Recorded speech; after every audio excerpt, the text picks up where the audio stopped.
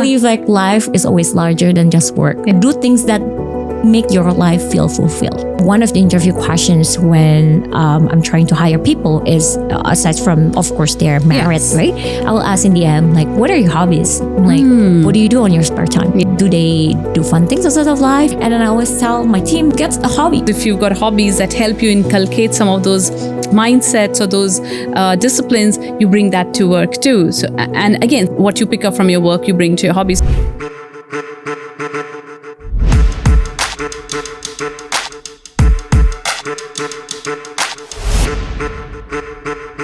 Welcome to another episode of Rewrite the Rules. Today's topic is bringing your whole self to work. How much of that you should do? Should you do it? Should you not do it? And that's the thing we're going to be diving deeper into with our guest today, Josefhine Chitra. Josefhine is Head of Public Affairs at GoToGroup. She's also a mentor at WomenWorks, and she's based in Jakarta. Welcome, Josefhine. Thank you so much, Ritu. Okay, so let's dive straight into the thing. What do you think? Should we be bringing our whole selves to work? I think every human being is multidimensional, right? We have diverse identities, responsibilities, and roles, of course. Even when we were born, like, let's say we have an identity and role as, for example, for me, like being the first daughter to my parents, right? Being the big sister to my younger siblings, right? That's like my roles and my identities, right? Being a good friend for my friends, right? And also being a professional at work. Each this identity and role have their own like consequences in a sense, like what kind of version of myself that I want to bring. When I go to work, like it's not necessarily bringing the whole myself, me as being the eldest daughter to my parents and stuff, but I'm still being Josefhine that with whole value and experience that shaped me the way I am. But also there's that version of the professional Josefhine that I show it, right? But doesn't mean that I don't show the vulnerability side of Josefhine, the personal experiences, or Josefhine as a diver, those Josefhine as the one that likes to travel or hiking. So I kind of still like bring that in as well, because that's what makes still me. I think you can just be your authentic original self in the office, because that's what makes you human. But of course, like the way you interact with the colleagues or your team members, it will really depend as well again on the context, on what kind of version of yourself they want to show.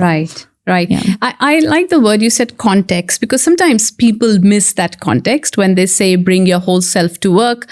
People just are obnoxious and say, oh, but this is who I am, and therefore I'm bringing my whole self to work. They use that as an excuse, right? But there is a good way of bringing your whole self to work, and the context is important, right? Yeah. Do you have a case in point where bringing your whole self to work worked well, and where it did not work?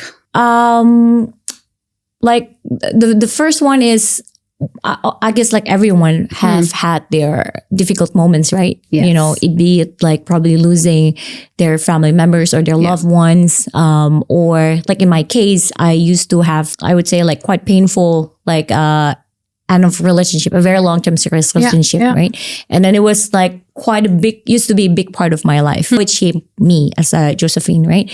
And then so when it ended abruptly, it affected me. I couldn't concentrate much at work. So what I did at the time is like, I would tell my manager and also my team members about like, this is what I'm going through personally.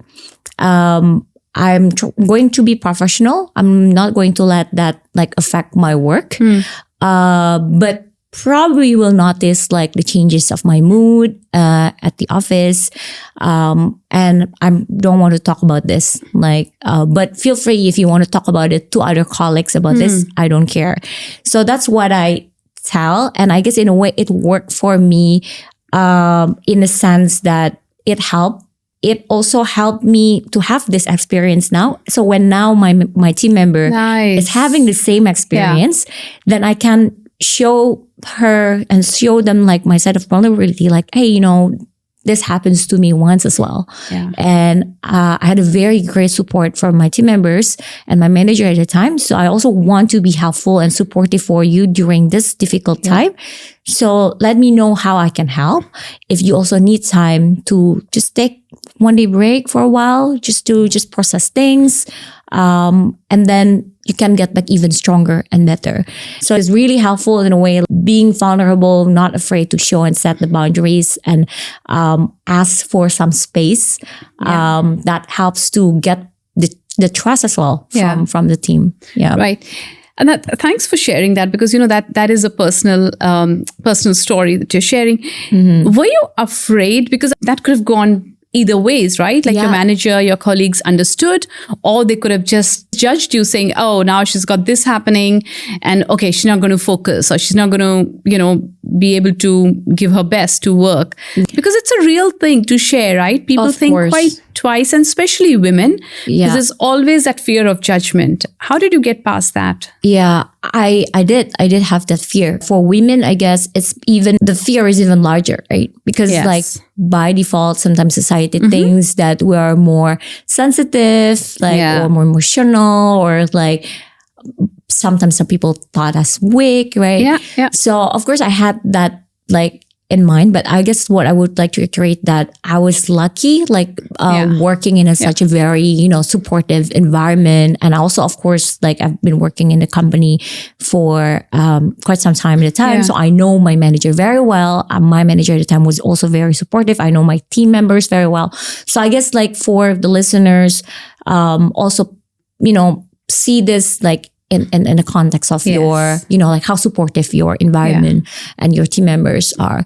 So if you have that as a base, I guess that's lucky for you and you can utilize that. But even if someone probably was not lucky enough to have a supportive environment, I would say all of us for sure has working leave, right? A personal time out, right? Yeah. So utilize that. If you're not fully comfortable, you can just take a day break, you know, just for your resting, you know. So I think my point of view is don't ever hesitate to treat your mental well-being like your physical well-being. So I always say that if you go for annual medical checkup for your physical health, right?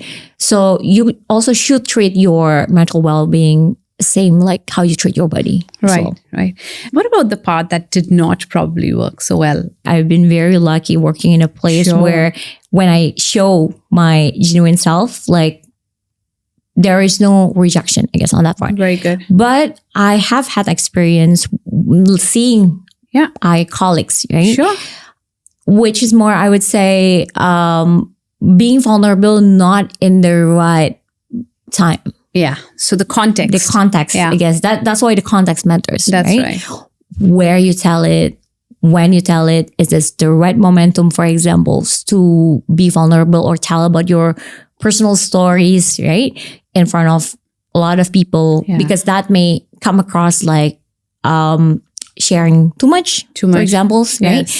And then also when you want to be vulnerable, you have to make sure the recipients are people that you trust and also have the best, your best interests. That's right. That's why probably if some of the listeners are considering I want to bring my true self, I want to share my personal stories, I want to be vulnerable, right?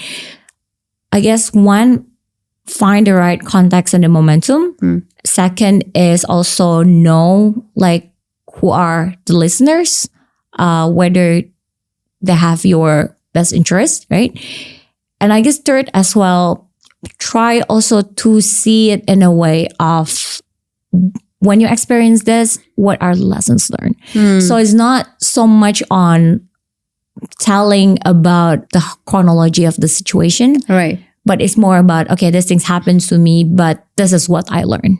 Or this is what currently I need in this situation. This is the space and this is the time for me to get all this lesson learned sing, for examples. Right. So I guess that would be 3 points if some of the listeners want to get themselves whole self into work or be vulnerable. And I guess also what I want to highlight is, some of the listeners are considering, I want to bring my true self, I want to share my personal stories, I want to be vulnerable, right? I guess one, find the right context and the momentum. Second is also know who are the listeners, whether they have your best interests, right? And I guess also what I want to highlight is when something bad happens, of course, aside from, for example, your family members pass away, right? Or you're totally sick, right? It doesn't excuse you to, slack off for for a period so many correct like days. One of my team member, he had some difficult times. I knew about it, and then we talked about it, and then I said, yeah, okay, take your time. But it seems like he took such a very long time, and in a way, like it affected also the performance. You also need, get your things in order, right? 5 stages of grief, right? Absolutely. And then you kind of also need, if you kind of nudge your team members, like how to get to the acceptance level. Of course, although it's not linear, you can always go back to the bargaining, denial phase. But then how you can, like as a manager, also help them transition, like nudging them in the right timeline. Yeah. So what I'm really hearing you say is that, of course, bring your whole self to work, but there is also responsibility in bringing your whole self to work. It's not just dump everything at work. The context is important. How you're seeking help is important, and how ultimately that's impacting your performance or the organization. That's also important to keep in mind, right? And since you mentioned it, what is, again, on mental well-being, what's your view? How much is the individual responsible for taking care of their mental well-being, and how much do you think organizations can do, or what should the organizations do to enable that? Oh, I think every individual is 100% responsible for their own mental well-being. Every individual, right? Every individual. Like, you cannot outsource this responsibility for you to be happy or to feel content. To, it's all of your responsibility. It's because there's always choice, right? Yes. Like, even if, of course, bad things happen to you, right? But the reaction is always within our liberty, right? It's within our control, how we want to respond it, right? Now, because that's 100% the accountability is to you, is also like, it's your decision when you want to take a break, for examples, right? What is the role of organization here is, I guess, be the supportive environment, provide that safe space. Let your team members know that it's okay for you, to take a break, right? Yeah.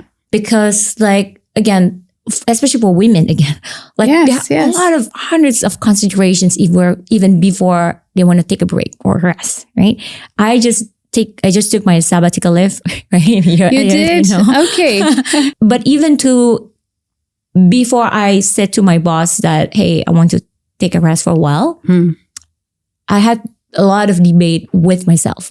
Like, am I just being weak? Like, oh yeah, I'm tired, but I'm sure everyone else is also tired, right? But then after debating with myself, again, like, okay, in the end, like, this is my life. I do this for my own well-being. It's okay, like, if people want to think whatever they want to think, but that's just my responsibility to my body, to my mind, to myself. So I'm taking that break. And then, like, when I say to my boss, and what has been very helpful throughout this journey, me taking rest, is how the organization and also my manager provided that safe space. Nice. So I guess that's like the balance between, like, taking the individual responsibility and how the organization can also, like, provide that safe space. I think if people know me, like, at work, they know, like, I work very hard. Right? Yeah, sure. But they also know that I have life outside of work. I have other activities outside of work. So I think, for example, one of the interview questions when I'm trying to hire people is, aside from, of course, their merit, right? I will ask in the end, like, what are your hobbies? Like, what do you do on your spare time? I usually want to know, do they do fun things outside of life? I always believe, like, life is always larger than just work. Do things that make your life feel fulfilled. Correct. And, this point about having hobbies, it's very interesting. In fact, in the book we write, I call something called skill transfer. So a lot of time, things that you pick up in your hobbies, for example, either crocheting or baking or working out or hiking, there are things, things like perseverance, things like patience, things like discipline, which you kind of imbibe and bring back to your workplace also without really realizing it. And that again loops back to bringing your whole self, because if you've got hobbies that help you inculcate some of those mindsets or those disciplines, you bring that to work too. So, and again, what you pick up from your work, you bring to your hobby. So it's a really nice thing. It's also like, it's really helpful to build network at the office. Yeah, right? absolutely. When you know like someone from Absolutely. other teams also doing the hike, right? Or like to drink whiskey or read same book or join books club. You know, Correct. you can also mingle with them and build that trust and rapport, like Yes. based on the common hobbies that you have. For That's example. correct. That's correct. You've had this great career. Has there been any incident, any episode that kind of became your redefining or rewriting the rules moment for you? I would say yes. Like in my first career, my first job. Yeah. So I started as a communications consultant. And although I didn't study communications, Right. like so my bachelor's, I studied international relations, and then I took development management for my master's. And then I came from I used to be a high school and varsity debaters. Okay. Wow. So I used to see things like very black and white, either a pro and cons. you're pro or- right? yeah. So there is nothing in between. And I can be very opinionated in certain topics. So I guess in my first job, I was still very influenced with that kind of attitude, to the extent I think I really focused so much on the substance. I didn't really care about like people's feeling. I hurt one of my managers' feeling at the time, aside from whether the substance was right or not, sure. right? But I guess that was the turning point where I just realized, like in real life, outside of the debating chambers, like you have to consider people feeling. Yeah. And then you don't want to burn bridge with people that have helped your career, or, you know, in general, like everyone. And then I guess that's like the moment when I feel like trying to remind myself always balance between like, sure, what's the merit of the case, but also then how you communicate it, right? And how you deliver it, because and find the time, find the momentum to talk to these people when even you want to argue your own case. So I guess that would be like kind of my rewriting the role moment. Yeah. And then did it change your perspective on taking care of people's feeling when you're taking decisions or when you're communicating? Yeah, totally. Everyone, like probably in the mid-career level, you have to learn how to manage upwards, manage your peers, and also manage like your team members, right? That experience helped me to really learn how to empathize and see and think from their shoes. Like what actually they're concerned. So instead of just pushing my ideas that this is what I want, this is what I think this is right? If they have concern, I want to understand where the concerns come from. Okay. Now that's great.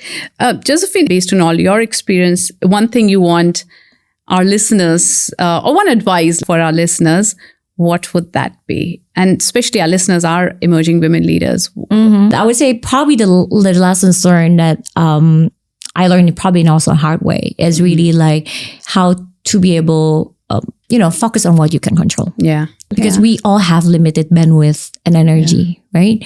And sometimes without us realizing that we spend too much on things we cannot control anyway. So let's just focus first and conserve our energy on that, on what we can control. Yeah. What's the most challenging part of your role right now? I would say because I work in a tech space, right? And everything's very dynamic. Like the change just happens on steroid, I'd say. So it's really like keeping up with that dynamics. But I guess the difference was before, like I adjust for myself, like the speed I adjust for myself. Now it's just like I bring the whole team. So when I even like want to run faster, I have also to make sure that my team wants to runs fast with me as well. I guess like that will require kind of different skill set. I'm not saying that I'm mastering it. I'm still like learning curve as well. What is one new thing you've learned in 2024? So in the beginning of 2024, I said myself, this is going to be the year where I take a rest. So I guess in the beginning and the end now, I'm glad that I took the rest. So I'm curious, what did you do in that 1.5 months? I actually traveled in the US and Canada. Okay. So I had a reunion with one of my friends that I haven't seen for 13 years. Wow. Okay. Another one that I haven't seen for 8 years. Another one is 7 years. So it was like just a reunion, full of reunion with a lot of old friends. And I also travel to a lot of national parks. So every day I woke up and then like, okay, decided which trail that I would want to go, which was quite, I would say probably for some emerging female leaders who just been working. Yeah. Probably it feels weird. It felt weird in the beginning. I was like, oh, I didn't check my email. I didn't work. I didn't open my laptop. It kind of felt weird. Yeah. But then I channeled my energy to just like, okay, like which mountain that I want to like top today. Right. Josefhine, you're traveling from Jakarta right now. What is the scene, especially on women leaders, and this whole thing about women empowerment, more women coming in tech? What's the scene like in Indonesia? Much improved, I would say, compared to, previously. And I guess it aligns with the global trend in general, right? Yeah. Although still not enough. But at least like in tech space, I guess probably it's because the environment is more open. Yeah. Like they don't really care about like if you are competent, you can lead. There has been that growing awareness of, mentoring other women or providing safe space for women to build network. So I guess it's all the ingredients are there. But of course, there are more like structural, I would say, limitations at this point, right? It's more like, and I'm not talking about my own company, but it's in the industry. Yeah. Like, for example, like the gender pay gap, for examples. Or like, how about the maternity leave? How about also paternity leave, right? Yeah, because absolutely. Yeah. What is one rule you've rewritten, Josefhine? One rule for myself? Yes. Just focus on what I can control. And I guess the consequences is like, when I realize like what I really can control, then I can relax more. Yeah. That's, I guess, like I'm less tense. Okay. Because I don't, every time, of course, there are moments that I still think, like, what happened if this happened? What if, those are questions, right? Or, if I should have done this could have had this, but that's not certainty, right? And then like, now when I realize that doesn't lead to anything, like, I was just like, okay, let's put that aside. But actually what's real in front of my eyes that I can do. Like, so knowing that I can like relax more in general. Okay, great. Thank you so much, Josefhine. This is a great conversation.